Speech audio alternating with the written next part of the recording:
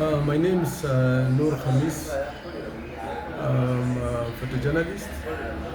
I've covered news in this region for over 3 decades. And there's a big transformation in the way news is covered to up to this stage. Because at the time I entered into news journalism, the media was not as big as today, and we were very few photographers, identifiable. Today, when I go out, everybody's carrying cameras, everybody's carrying phones. You don't know who is a media photographer, you don't know who is doing it for leisure. Everybody has his own. They're content creators. It's just a total mess, and this has complicated the coverage of news to a level that there's a lot of outside interference in terms of covering news. For instance, during the recent violence after the elections or the Gen Z protests, everybody has cameras, and it's becoming extremely dangerous, especially for photographers, media photographers, who carry very expensive cameras, and they become targets of thuggery and loss of equipment, of course, and of course there's also injuries.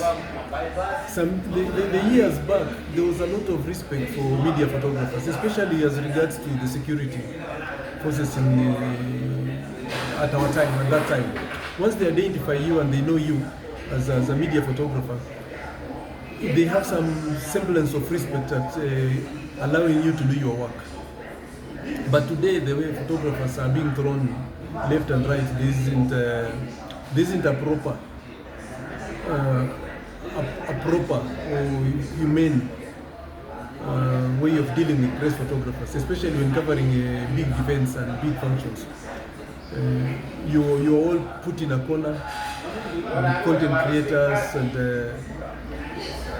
photographers who don't even know what they are doing, and it's really making it's difficult for professionals and seasoned photographers working in that kind of environment, because the person in front of you does not even respect that you are behind him covering the same event, and it's especially the journalists covering news events. It's just a total mess, and until the media stakeholders have to come out with a way to see who can cover it, because as it stands now, that respect that we during our time that we got as media photographers is no longer there.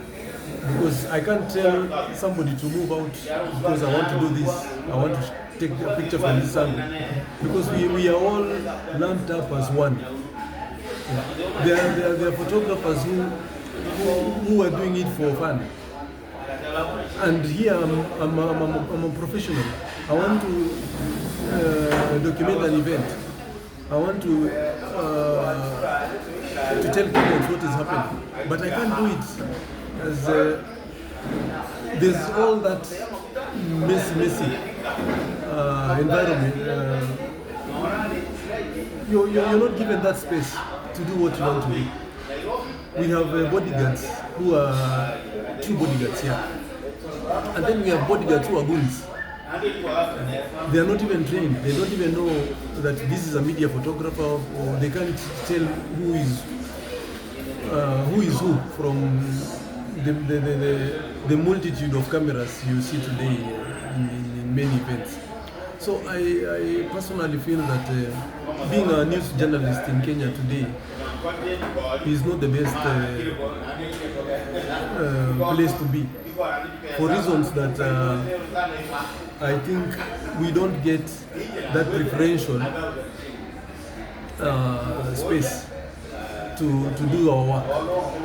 You are treated as if you have get crashed into an event that you are even accredited. But there are people there who are, I don't know where they get accreditation, because these accreditations now, it's like you can just walk in a supermarket and buy an accreditation tag, and you are there covering an event that you shouldn't even be anywhere near there. And some of these people, they are those ones who come to trade, like take pictures to sell. So, and they're more than media photographers. If you count the media, if you look at the media organizations in Kenya today, they are not even more than 10. The serious media houses, they're not more than 10. So if you have 10 photographers in a function, from covering the entire what is it called? Covering the entire process, but among those 10, you have another almost like 50 or 60 or 70 for all photographers. So you don't know who is the photographer that is disseminating the news to the Kenyan population or the international world. So I think it is high time that the issue of coverage has to be revisited and streamlined, because at the rate it's going, people are losing equipment because you don't know who is who. People are losing equipment, photographers are being mistreated, people are getting injured, and there isn't a clear-cut policy on how events should be covered. Because photographers are not even involved in the planning. When functions are being planned, photographers are not involved. It is only security and some people who don't even know what photography is. They are the ones taking charge. And where photographers are kept, or the corner they are pushed to, they forget that as photographers, there are things that we look for. And if you don't give me space to look for that, it means I'll have to move. And if you won't allow me to move, you've missed what I should be doing at that particular place or event. Because some of us, we don't photograph the subject, we photograph the background. So if in any event I look at the background that I'm shooting, but if the people planning that event, they've placed us at a background that is not telling, or is not giving what I want to tell the world, we are really at this stage. I think the issue of media coverage has to be taken seriously and dwelt on to. In any event that is being covered today, photographers have to be involved. And as we head to elections, and especially as we are heading to elections, the issue of accreditation and access and movement, free movement, is something that has to be dwelt on. Especially that the crowds are extremely big. Some with regards to recent coverage with some media houses that I think has put photographers in a very difficult,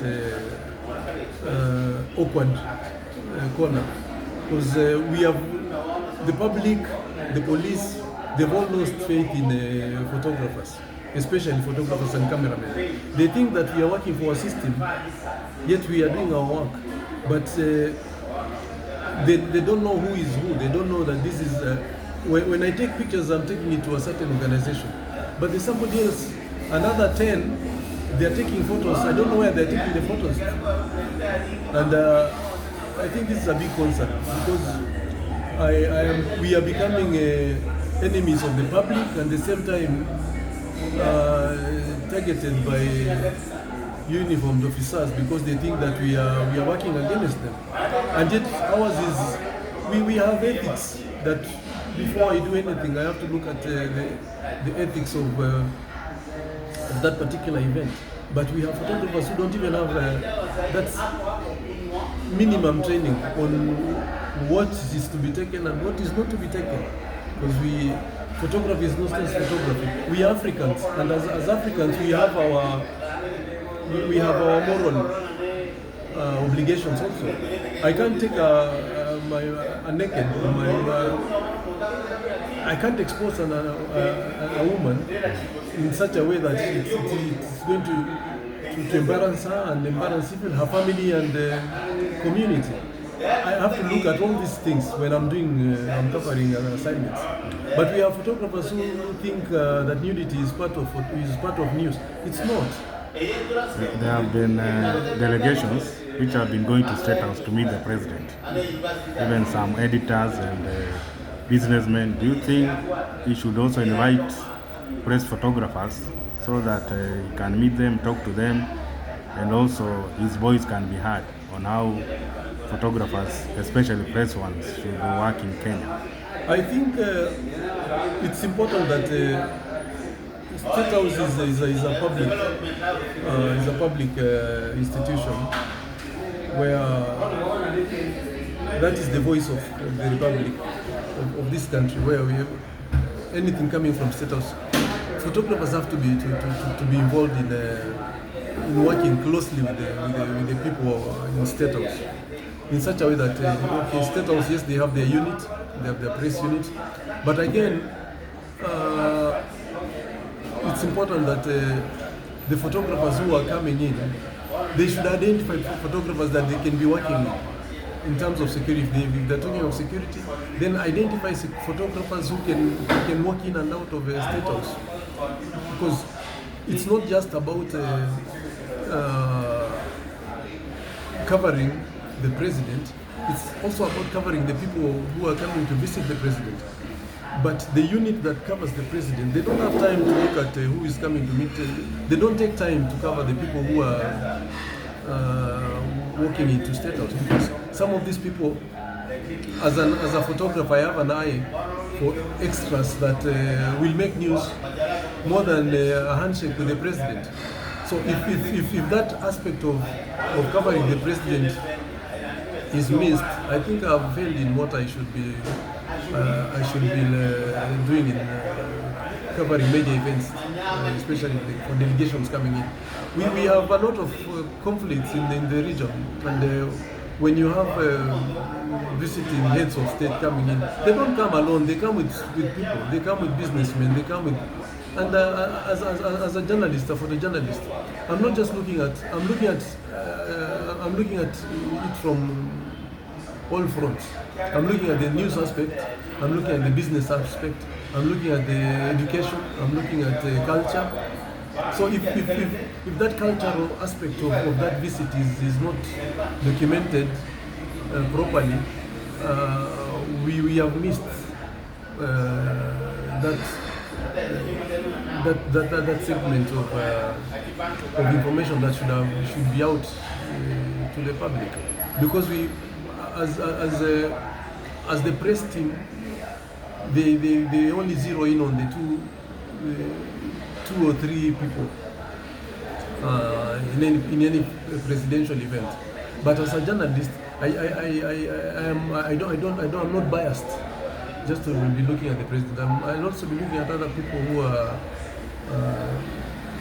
who are attending the event. Some of them we do archival images.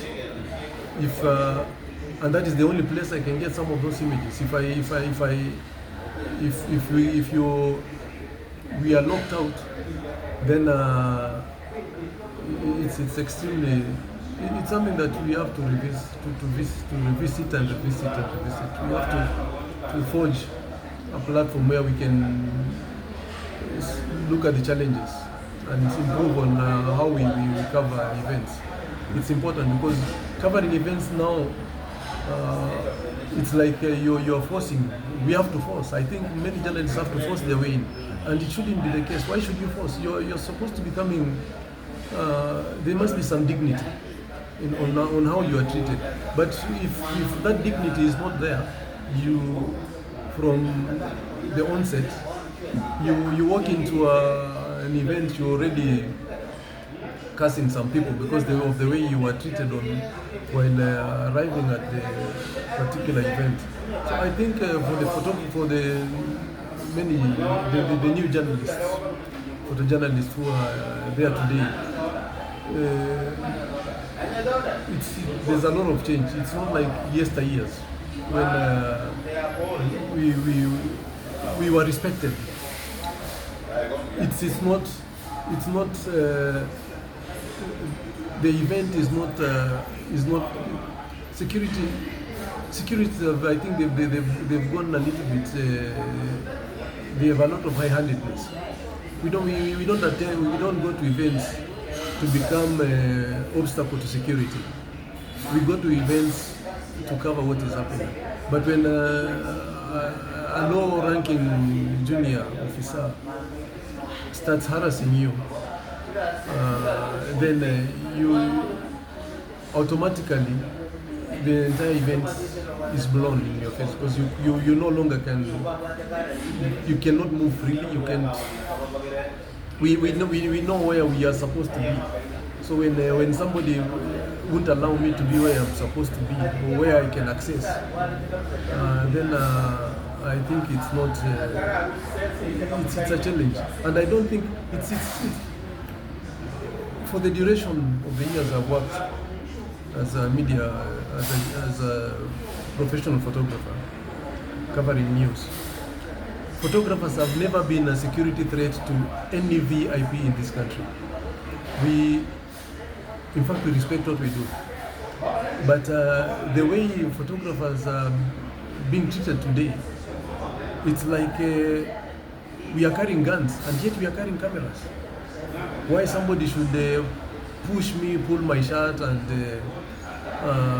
at some point even punch, or you are kicked out. You are treated as if you're coming to create to mess the entire event. Yet you're only looking for a position because opposition to pick what you want out of that particular event. We are all cameras, and every photographer has his own eye, has his own target of what he wants. The photographers, every news organization, they all have what they want from any particular event. Everybody has the way they look at it, they have their approach. So if you start putting a lot of obstacles, especially for media photographers today, I think it's really giving them a lot of headache covering news today in Kenya. Thank you.